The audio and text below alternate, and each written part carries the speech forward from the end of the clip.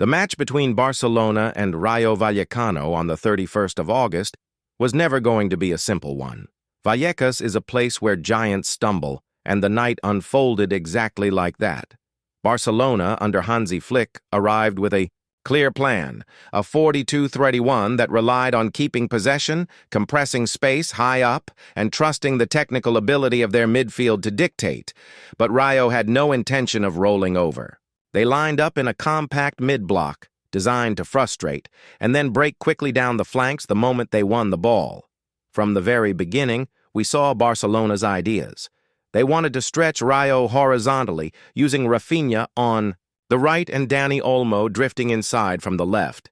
Yet even in the early stages, decision-making betrayed them.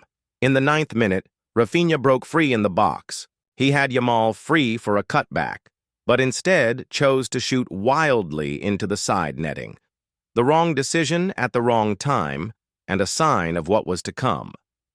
Rayo answered quickly. In the 12th minute, André Rayo drove forward from right, back and unleashed a shot that forced Joan Garcia into his first big save of the night. That moment set the tone for his entire performance. Barcelona were seeing plenty of the ball, but cracks were there. Flick had benched Araujo and Cubarsí, opting instead for Christensen and Eric Garcia. The idea was to improve circulation from the back, but it left Barcelona without their usual defensive authority. The pitch made things worse. The uneven surface stopped Barcelona's passing rhythm. Still, they found their breakthrough in the 37th minute. Yamal darted into the box and went down after contact from Chavarria. With VAR not functioning in the stadium, the referee's penalty decision stood. Yamal took responsibility, stepped up, and calmly placed the ball straight down the middle. At just 17, he became the youngest penalty scorer in La Liga in decades. Barcelona were ahead, but not convincing. That fragility was exposed again before halftime. In stoppage time, Dani Olmo had a golden chance. A simple finish from 6 yards should have doubled the lead, but he skied it high into the stands. Flick's frustration on the touchline told the story. Barcelona went into the break 1-0 up, yet knowing they had wasted an opportunity to kill the game.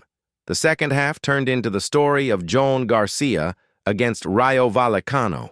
In the 49th minute, Jorge de Frutos slipped through and fired low, only for Garcia to react with cat-like reflexes. Minutes later, Isi Palazón tried his luck, and again Garcia was unbeatable. He wasn't just making saves, he was keeping Barcelona alive. Sensing the control slipping away, Flick made changes. Just after the hour mark, he sent on Marcus Rashford and Fermin Lopez to inject more energy. The idea was to pin Rayo deeper and create chaos with speed. But instead, the changes unsettled the rhythm further. Rashford, eager to make an impact, grew impatient. In the 88th minute, he ignored teammates in space and lashed a speculative shot from distance that flew harmlessly over. It summed up Barcelona's evening. Too many wrong choices in the final third, and then came Rayo's moment. In the 67th minute, a corner swung into the back post wasn't cleared. Fran Perez, arriving late, struck it cleanly on the volley. The ball smashed past Garcia, and Vallecas erupted. It was a goal Rayo had earned with sheer persistence and bravery. From that point on, they believed. Barcelona still tried to respond, but their composure was gone. Rafinha, who earlier had chosen to shoot instead of pass, now swung the pendulum the other way. In the 75th minute, he found himself with space to shoot, but opted for a weak sideways pass that killed the attack. Poor choices piled up and drained momentum. Rayo nearly won it late. In the 89th minute, Sergio Camello found himself one-on-one after slipping past the offside trap. But his finish was dreadful, dragged wide of the post. Vallecas groaned. It was the kind of chance that could have turned 1 point into 3. When the final whistle blew, it was 1-1, but the story was clear. Barcelona had been saved by their goalkeeper, while Rayo had proved once again that at Vallecas, even the biggest teams bleed. Looking back, Barcelona's best player was undoubtedly Joan Garcia. Without his saves in the second half, This game would have ended in defeat. Calm, quick, and fearless, he put in a near-perfect performance. On the other side, Fran Perez was Rayo's standout. His equalizing volley wasn't just spectacular, it was the product of intelligence and persistence in exploiting Barcelona's shaky defensive structure.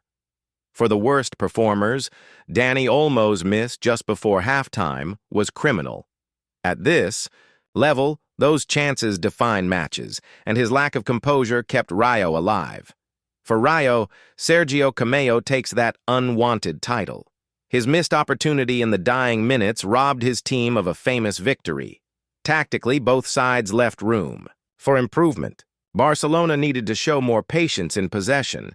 Instead of forcing shots from impossible angles, they should have used the extra pass to open better spaces. Flick might also have considered strengthening midfield earlier, bringing more control instead of doubling down on pace. Rayo, for all their spirit, could have been more ruthless. Their pressing was effective, but too often they lacked composure in the final third.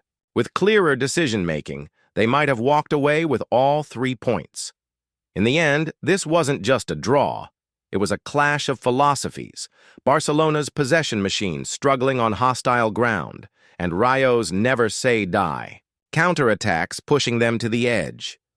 One team left frustrated, the other proud, and everyone left knowing Vallecas remains one of the hardest places in Spain to win.